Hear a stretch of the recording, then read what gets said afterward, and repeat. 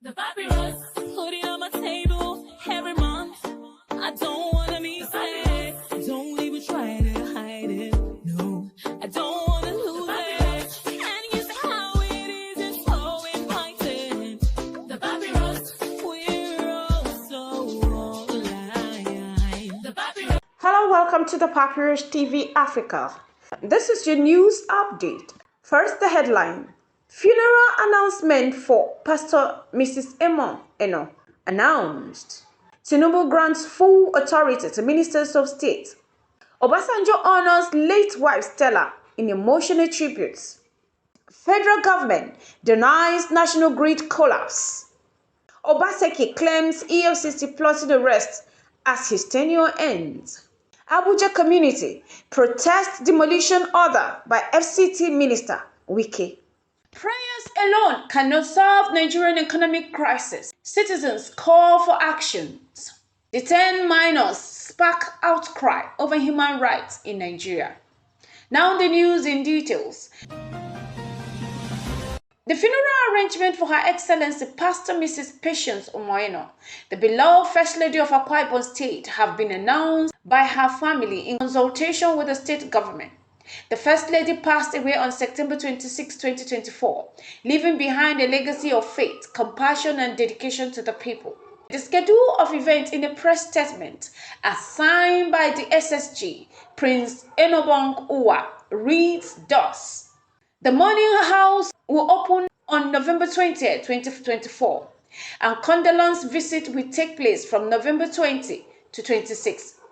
A night of worship and tribute will be held on November 22nd at the International Christian Worship Center in New York, beginning at 6 p.m. A service of song will follow on November 27 at her country home in Ekotekpene Odo, Nsin, Ibiom, local government area from 6 p.m. to 8 p.m. Finally, the funeral service will be held on November 29th at the same location beginning at 10 a.m. The family is deeply grateful for the overwhelming love and support extended from across the country and beyond. They respectfully request continuous prayers, understanding, and solidarity in these days of mourning. Condolence message can be sent to condolence for First Lady at akwaibomstate.gov.ng by November 11, 2024, and those with funeral enquiries may reach out via enquiry@akwaibomstate.gov.ng or contact Honorable Otobong Edimediong, the Director of Protocol. Furthermore, President Bola Ahmed Tinubu has implemented a significant policy shift, granting ministers of state full autonomy over the agencies and departments within their ministries. Previously, this ministry had to forward files to senior ministers for final approval, restricting their decision-making powers and leaving them in largely ceremonial roles, while permanent secretaries manage most administrative functions.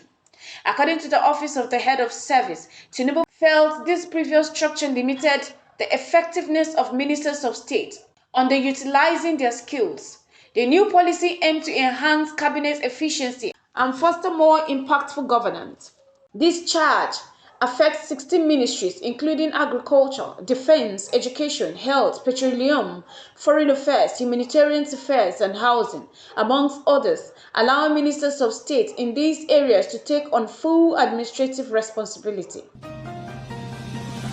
Former President Olusegun Obasanjo recently reflected on his time in prison and credited his late wife Stella Obasanjo for her unwavering dedication to securing his release. Speaking at the inauguration of the 250-bed Stella Obasanjo Hospital in Benin, Edo State, Obasanjo recalled how Stella tirelessly fought his freedom while he was detained during General Sani Abacha's regime. Accused of co-involvement, his eventual release by the Abdulsalami Abubakar administration marked a pivotal moment, opening doors to his future presidency. Expressing his gratitude for the hospital named in Stella's honor, Obasanjo said, "I had a partner who contributed immensely to my achievement in public life." He also praised Edo State Governor Godswill Obaseki's commitment to quality health care, remarking, "This hospital ensures first-class treatment, and with this, I can say the governor has started and is finishing well in office." Really? Meanwhile, the federal government has dismissed rumor of another national grid collapse on Friday, November 8, 2024.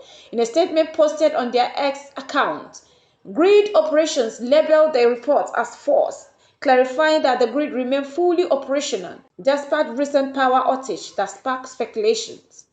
Please ignore any reports of a grid collapse. It's false information, the statement reads. Officials emphasize that it's true this would have marked the third reported grid failure within a week. The Transmission Company of Nigeria (TCN) recently explained that Thursday's outage, the 11th this year, was due to a frequent spark caused by technical issues at a substation. The TCN assured the public that repairs are underway to stabilize the grid and strengthen reliability in electricity supply. Similarly, Edo State Governor Godwin Obaseki has alleged that the Economic and Financial Crimes Commission is planning to detain him after his tenure concludes on November 14th. Speaking at the Edo Best National Rescue Sharing Session in Abuja, Obaseki stated that he had received information suggesting an EFCC investigation over alleged fraud. He dismissed the claim as a tactic driven by personal vendetta. Obaseki remained unfazed by the potential arrest, asserting he has nothing to hide and will use any time spent in custody for research.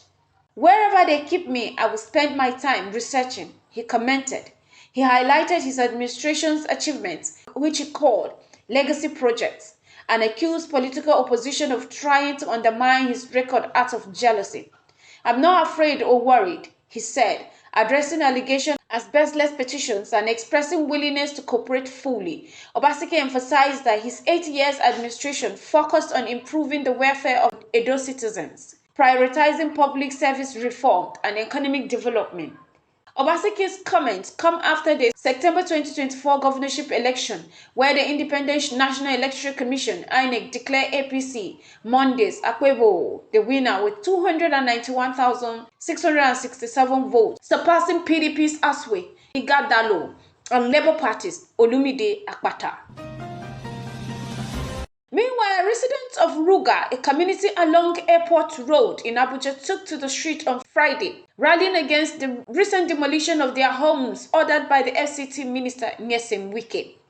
The demolitions are part of Wike's Operation Sweep, aimed at clearing areas he deemed prone to criminal activities. Leading the protests were activists Deji Adeyanju and Vincent Martinote, known as Very Dark Man, who criticized the action as excessive and harmful. Adeyanju highlighted the plight of the displaced, noting that many residents had fled violence in Borno, Adamawa, and Yobe states, only to face new hardship in Abuja.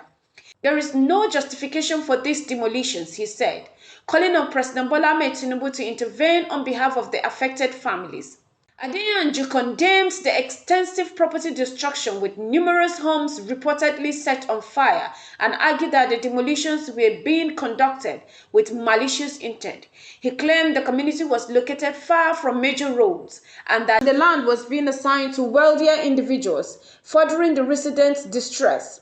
Ote added that the demolition would have severe social impacts on Abuja, stressing that the elite dismissed the struggles of the poor. The protesters are calling for an end to demolition and fair treatment for the displaced residents. On another note, after a national 7-day prayer session led by First Lady Mrs. Olorimi Tinubu and National Security Advisor Malam Nuhu Ribadu, Nigerians are questioning if prayer alone can resolve the national economic crisis. The interfaith event in Abuja, uniting Muslims and Christians, aims to seek divine intervention for Nigerians' challenges. However, many citizens voice skepticism, asserting that prayers without strategic governance and reform fall short in tackling the root issue of economic hardship. Prominent figures and citizens express concern, emphasizing that while prayer holds value, it cannot substitute for effective leadership and sound economic policies. Archbishop Raphael Okpoko and other religious leaders stressed that spiritual efforts must be paired with decisive action to elevate the national economic struggles. Economic experts, including Professor Sebastian Uremadu argued that practical steps like restoring oil subsidy and reducing taxes are crucial. They pointed to examples of countries that have thrived through productivity and good governance rather than reliance on prayers alone. Many Nigerians believe it's time for action over appeal, with soaring fuel prices, escalating insecurity, and high cost of living. Critics argue that only concrete efforts and responsible governance can truly lift Nigeria out of its economic challenges. Lastly, despite a presidential order for the release, the prolonged detention of minors and bad government protesters has intensified scrutiny on Nigeria's human rights record. Public outrage has surged, with many demanding accountability for the harm inflicted on the young detainees, who have reportedly endured severe physical and psychological trauma. The arrest of human protesters under a democratic government is troubling, yet the inclusion of minors has been viewed as an unprecedented low in ethics and governance. Instead of attending school, these minors have been held in correctional facilities for over 3 months, facing terrorism charges. Reports indicate the court set their bail at a staggering 10 million each, raising questions about the ethics within the police and judicial system. Following public backlash, President Bola Ahmed Tinubu directed their release, which has gained mixed reaction. Rufai Oseni, speaking on Arise TV, praised the president's response to the public outcry, but questioned why it took so long. These kids should be in school, not bearing the brunt of a government's failure, Oseni stated, expressing concern over police dismissiveness towards the children's distress. Echoing similar view, Dr. Ruben Abati criticized the handling of the situation, which has drawn international concern. He urged the federal government to uphold ethical standards in the justice system, emphasizing that justice must be pursued with integrity. Social media users have voiced collective heartbreak over the suffering of these minors, with many calling for a thorough investigation and accountability for those responsible. This has been the Papyrus TV Africa. The papyrus